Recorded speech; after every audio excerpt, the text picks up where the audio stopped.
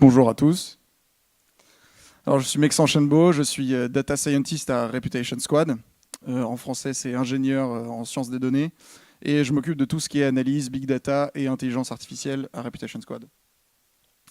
Je vais vous présenter ce matin les résultats d'une enquête, celle présentée par Mathieu et Philippe juste avant, qui justement va se focaliser sur les usages des données personnelles dans le paysage français. Dans les années 90, on était face à un web qui était anonyme. C'est-à-dire qu'il y avait un fleurissement de tout ce qui était forum, chatroom, où on était dissimulé derrière un pseudo, et il n'y avait pas vraiment de technologie capable d'identifier à l'époque un utilisateur physique derrière son écran, à part évidemment par les fournisseurs d'accès à Internet. Et pourquoi 2004 ? Puisque 2004, c'est la création par Mark Zuckerberg et ses amis du réseau social Facebook. Et 2006, on a aussi la naissance de Twitter. Donc voilà, premiers éléments où on va mettre son vrai nom sur Facebook, commencer à créer de nouvelles données personnelles. Et si on prend en compte le fait que maintenant 4 milliards d'individus ont un accès, certes de qualité variable, à Internet, c'est autant de données qui sont justement générées. Alors un petit chiffre, en 2 jours, nous produisons désormais autant de données que ce que l'humanité avait généré entre les débuts de la civilisation et 2003. Donc c'est un rythme qui doublerait tous les 2 ans.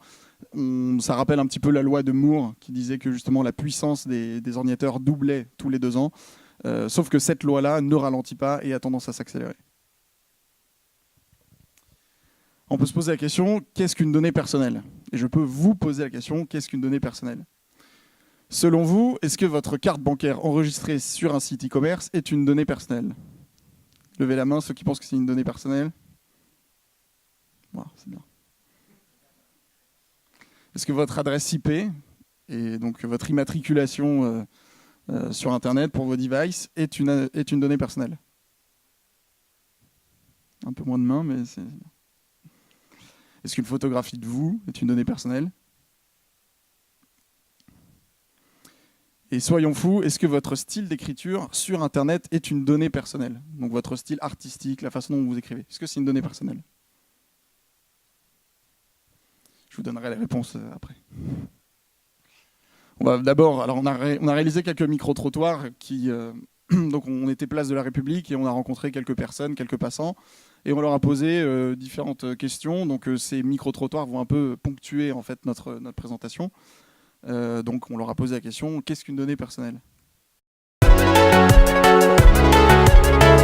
Données à caractère personnel, j'en ai aucune idée. Oh c'est dur ça, non je sais pas. Je sais pas, c'est trop vaste. J'en sais rien, une photo de famille.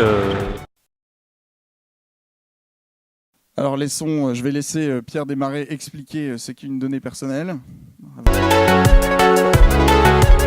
Alors, une donnée personnelle est une donnée relative à une personne physique, donc un individu, un être humain. Cet individu devant être identifié par son nom ou son prénom, ou identifiable par des informations qu'on peut croiser. L'exemple, c'est les données de navigation sur Internet qui permettent d'identifier une personne parce qu'il est identifiable au moyen d'un identifiant unique sur son navigateur. Liberté constitue une donnée à caractère personnel, toute information relative à une personne physique identifiée ou qui peut être identifiée directement ou indirectement. Donc c'est assez vague, mais c'est aussi à ça qu'on reconnaît que c'est une bonne définition, puisqu'elle permet aussi justement de voir plus loin et d'être valide sur une durée indéterminée. Donc si on s'intéresse, si on revient sur nos quelques exemples de données personnelles, carte bancaire, c'est OK, c'est une donnée personnelle, je ne sais plus ce qu'on avait d'autre, et le style d'écriture. Alors par exemple, la NSA, donc une des agences de renseignement américaines, aurait identifié Satoshi Nakamoto, donc c'est un pseudo, le créateur du Bitcoin, en se basant sur des études dites stylométriques, donc en analysant le style de ces interventions qui sont assez nombreuses sur Internet, sur des forums, sur des mails. Et donc ils l'ont comparé avec les milliards de conversations qu'ils ont collectées sur Internet pour identifier formellement le créateur du Bitcoin. Donc à ce titre-là, le style d'écriture est une donnée personnelle. On voit que les enjeux sont assez forts. Si on est capable d'être reconnu en publiant un message anonyme sur un forum, c'est qu'il faut faire attention à ces données personnelles. Les enjeux sont assez forts. Et c'est justement pour ça que notre rôle, c'était de lever le voile sur les pratiques numériques des Français. Donc je ne vais pas revenir sur le dispositif de Mes Data et moi qui vous a été présenté par Mathieu et Philippe juste avant. Mais voilà, je répète, 350 000 données statistiques. L'avantage de notre démarche, c'est que ce qui la rend aussi un peu différente, c'est qu'on va mettre les utilisateurs en contexte, face à leurs propres choix, dans des contextes réels d'utilisation de leurs données. Donc c'est pour ça qu'on a utilisé des vidéos pour que la personne soit au plus près en fait, de la situation réelle et qu'elle ait un avis qui soit au plus juste. Donc on a un échantillon qui est quasi représentatif de la population française. On a une légère sous-représentation des plus de 45 ans et une très légère sous-représentation des femmes. Mais globalement, que ce soit dans l'âge ou dans la situation socio-professionnelle, on est très proche. Donc c'est pour ça qu'on n'a pas appliqué de méthode des quotas ou autre méthode de redressement statistique, puisqu'on avait des résultats qui étaient déjà assez parlants. Et donc, la première grande partie, c'est... premier grand constat, c'est nous ne sommes qu'en partie lucides sur les pratiques numériques. Donc nous ne savons pas vraiment exactement comment nous produisons des données, à quelle fréquence. Et ça se traduit par un premier enseignement qui est que notre double numérique s'immisce dans nos jours et dans nos nuits.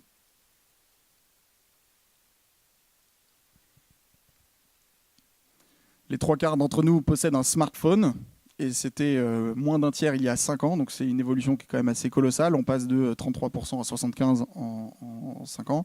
Ça, c'est donc des chiffres issus du baromètre du numérique 2017 de l'ARCEP.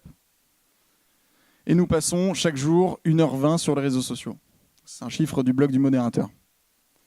On va demander à nos passants favoris ce qu'ils en pensent. Oui. Ouais, t'estimes à combien de temps à peu près par jour? 2-3 heures, je pense pas. Je pense que j'y passe 5-10 minutes. Je dirais 1 à 2 heures. 1 heure ou 1h30. J'essaye de réduire de plus en plus. Peut-être un peu moins qu'avant. Je dirais entre une demi-heure et 1 heure par jour.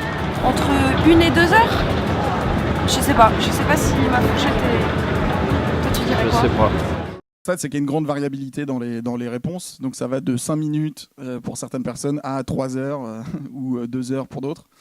Nous avons en moyenne, donc le temps qu'on passe justement sur les réseaux sociaux, 1h20, c'est autant de temps à passer justement pour publier des statuts à nos quelques 177 amis Facebook que nous avons en moyenne.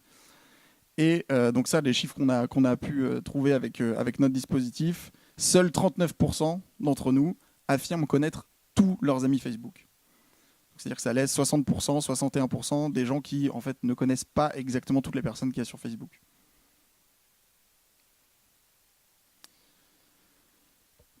Donc les frontières entre la vie numérique et la vie personnelle ont tendance à s'effacer, mais à quel point? Donc pour répondre à ça, on a analysé les horaires de publication de 3,6 millions de commentaires Facebook, anonymisés évidemment, sur les 100 plus grandes pages Facebook de médias français.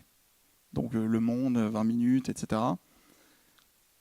Alors là, ce qu'on constate, c'est donc les périodes en bleu foncé, c'est les périodes de publication les plus intenses. On a en ordonnée les heures de publication, donc de 0 à 23, et en abscisse les jours de la semaine. Et on se rend compte que il publie des commentaires Facebook le mercredi soir à 19h assez fréquemment. Première chose qui saute aux yeux, c'est qu'au final, pendant le week-end, on a tendance à moins commenter. La seconde chose qui saute aux yeux, c'est que tout est à peu près bleu quand même. C'est-à-dire que dans les heures de travail, par exemple, donc on a calculé, 52% des commentaires sont publiés pendant les horaires usuels de travail. 9h midi, 14h et 18h. Et on a 8,9% des commentaires qui sont publiés la nuit, de minuit à 6h du matin, et 8,5% sont publiés le matin entre 7h et 9h. C'est seulement 2 heures. Ça, c'est un chiffre qu'on peut mettre en parallèle avec les études qui disaient que la première chose qu'on faisait au saut du lit le matin, c'était consulter son portable et regarder Facebook.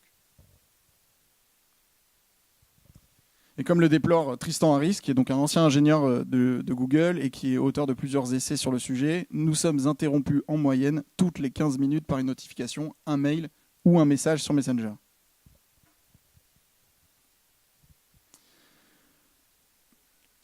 Donc au-delà de cette frontière qui disparaît entre vie numérique et vie personnelle, le deuxième enseignement, c'est que nous n'avons pas réellement conscience des données que nous produisons. On s'est tout particulièrement intéressé aux réseaux sociaux puisque c'est justement l'endroit où l'on va publier des statuts, des tweets, des diatribes enflammées, des commentaires ou donner ses opinions politiques. Et on a posé la question, du coup, dans le cadre de notre test, à combien estimez-vous le nombre de statuts que vous avez publiés le mois dernier? On a proposé 4 réponses. C'était la moitié du nombre exact, le nombre exact, 2 fois le nombre exact et 3 fois le nombre exact. Alors, il voyait évidemment des vrais chiffres.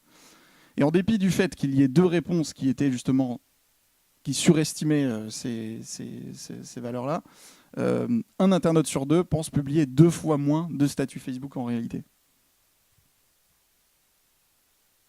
Et si on est un peu oublié sur les fréquences de contenu, les fréquences de publication, pardon, c'est le même constat sur le contenu de nos publications, puisque nous ne nous rappelons pas avoir écrit un tweet sur 5.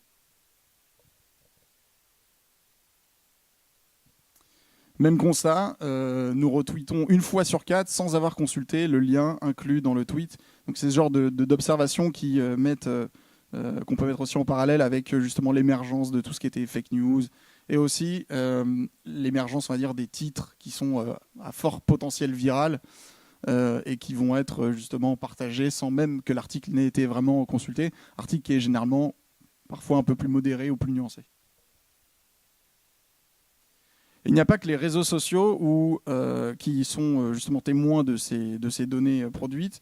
On produit aussi des données donc avec nos smartphones et 58% d'entre nous utilisent la géolocalisation pour nous déplacer à pied. Et 44% d'entre nous ignorent qu'elle reste active même quand nous ne l'utilisons pas. Ce qui veut dire que quand je cède les droits d'une application, quand je cède à une application le droit d'utiliser ma géolocalisation, même si l'application n'est pas visible sur mon écran, elle va être capable de collecter mes trajets, et 44% justement ignorent ce fait. Et c'est un constat qui est intéressant dans la mesure où 84% d'entre nous prétendent ne divulguer que très peu d'informations personnelles. Alors du coup, on leur a demandé qu'est-ce qu'ils mettaient en œuvre pour protéger leurs données personnelles. Je fais gaffe à ce que je mets. Ouais. Je mets pas n'importe quoi. On publie pas n'importe quoi. Bêtement, moi je me dis que comme j'ai strictement rien à me reprocher au quotidien, je suis quelqu'un de lambda, voilà, je mène ma petite vie. Même si quelqu'un entend mes discussions, il n'y a pas grand chose d'intéressant. À la limite, si j'avais des choses à me reprocher, ça m'inquiéterait, mais bon, au final, je m'en fous un peu. Donc on retrouve la réponse classique de je n'ai rien à me reprocher, donc je peux tout donner. Voyons une intervention du coup de Gilles Babinet, qui est Digital Champion de la France auprès de la Commission européenne. Alors la data, on en fait tous. Vous avez un téléphone dans la poche, vous êtes en train de faire de la data parce que il émet de la data pour pouvoir fonctionner. Et cette data, ça peut être la data qui vient des réseaux sociaux, ça peut être les mails que vous échangez, ça peut être votre poids. Tout ça, c'est de la data que vous créez à votre insu et qui est assez importante. Donc il y a évidemment un potentiel très important dans cette data. On peut lui faire dire tout un tas de choses sur vous. Il faut comprendre qu'on vit dans un environnement où une part de nos vies, une part de ce que nous sommes, s'exprime au travers de la donnée.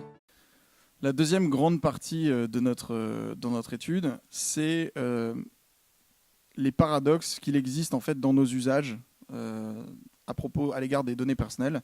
C'est que d'un côté, on est très inquiet de la collecte des données et de l'usage qui leur est fait, qu'elles soient potentiellement revendues à des tiers. Et de l'autre côté, on est assez désinvolte justement sur nos pratiques elles-mêmes. Donc c'est le premier enseignement, l'avenir de nos données intimes nous préoccupe. Et préoccupés, nous le sommes, puisque 3 internautes sur 4 sont inquiets quant à la sécurité de leurs données, 75%. Et c'est une crainte qui s'accroît avec l'âge. C'est-à-dire qu'on part de 66% pour les mineurs, et ça monte jusqu'à 83% pour les plus de 61 ans.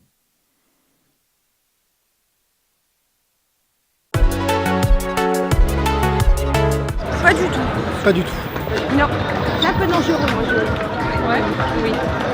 Enfin, moi, je suis très méfiante, là, déjà, c'est normal. Et puis peut-être l'âge aussi, mais il faut faire attention. Eh ben, le risque, quand on diffuse sa photo, quand on diffuse celle de ses enfants, le risque de voir un petit peu tout partout, le risque que nos propos soient distribués. Et Facebook, nécessairement, puisqu'il est réputé regorgé de nos données personnelles les plus intimes, est le réceptacle de cette défiance tout particulièrement, puisque 87% d'entre nous redoutent que Facebook ait accès à nos données personnelles. Mais il n'y a pas que les entreprises américaines privées qui sont les réceptacles de cette défiance, il y a aussi les acteurs publics, et notamment l'État, puisqu'on a constaté que seuls 2% d'entre nous confieraient leurs données de santé à l'État.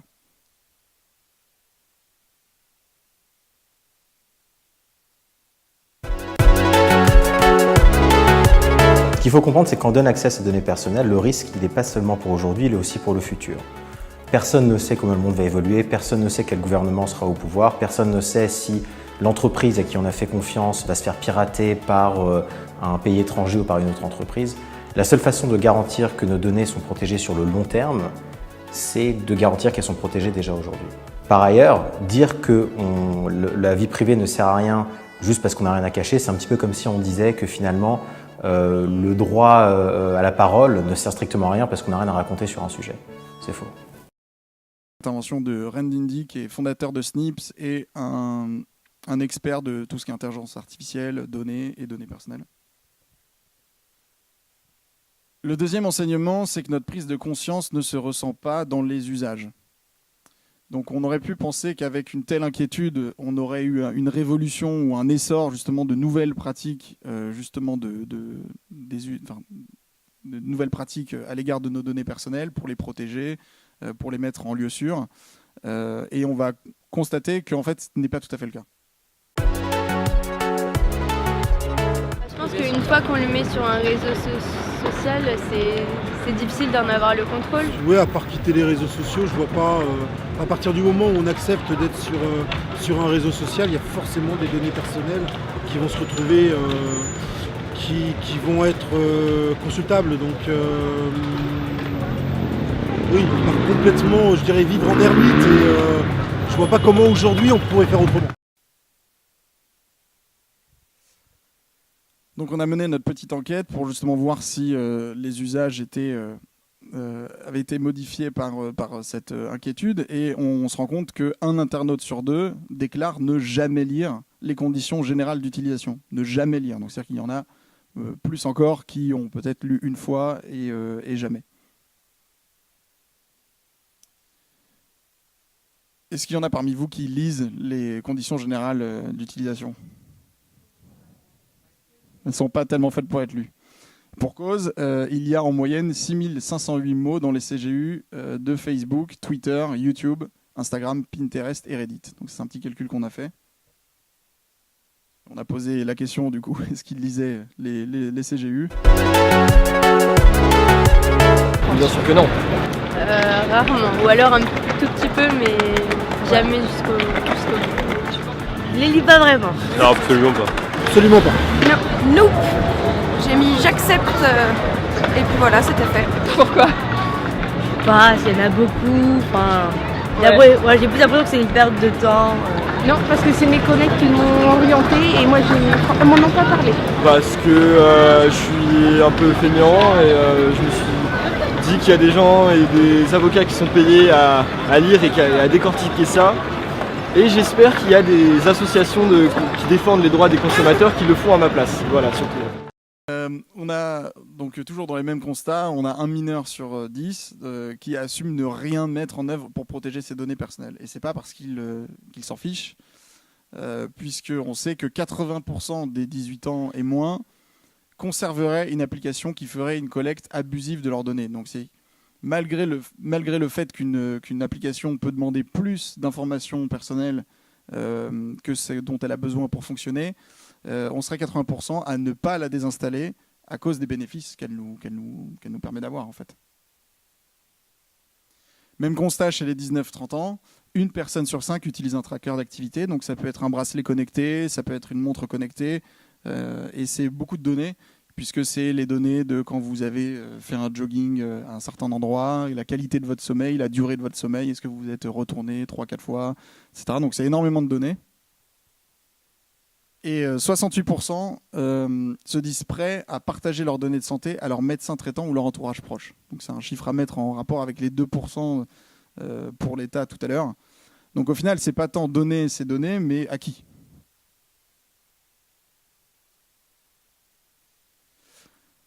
On s'est rendu compte, en menant les micro-trottoirs, que les gens pensent qu'il n'y a pas grand-chose qui les protège, qu'il n'y a pas de réglementation qui les protégerait, qui protégerait leurs données personnelles. Et en fait, ils ne connaissent pas, en général, les initiatives européennes. Et en dépit du fait que la mise en vigueur de RGPD, donc en mai 2018, est imminente, peu de gens connaissent vraiment cette initiative. Donc on a analysé les biographies d'un échantillon de 2000 utilisateurs Twitter ayant mentionné le mot RGPD depuis 6 mois. Donc voilà ce que ça donne. L'idée ici, c'est que chaque petit point est un utilisateur Twitter. Et la proximité entre 2 points correspond à une proximité en termes de catégorie socio-pro. Donc, alors, pardonnez les couleurs, hein, c'est automatiquement généré par ordinateur. Mais voilà, rapidement, je n'ai pas tout noté, mais on voit qu'il y a donc une belle partie de juristes et d'avocats, d'experts comptables, d'experts du numérique, de directeurs de sociétés, de journalistes, de développeurs web et des consultants SS2I, consultants RP, etc. Donc on se rend compte qu'il y a en fait très très peu d'acteurs du grand public, de grand public.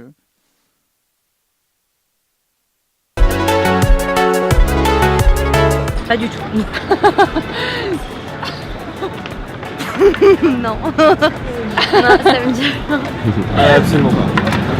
Non. Déjà entendu, mais ça me dit plus rien comme ça. Non. Non. Conclure.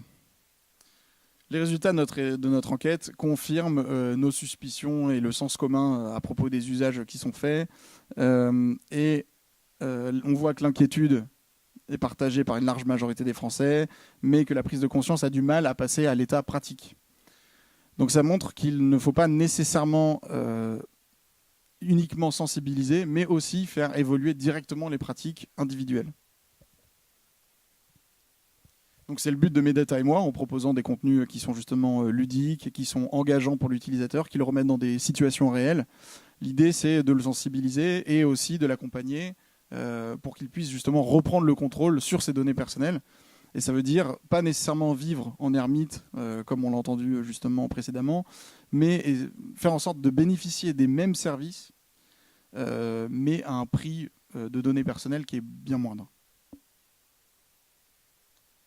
Et je vous propose donc de redécouvrir Medata et moi sur le site directement, medataetmoi.fr, et d'explorer les données et lire les articles sur l'Observatoire, medataetmoi-observatoire.fr.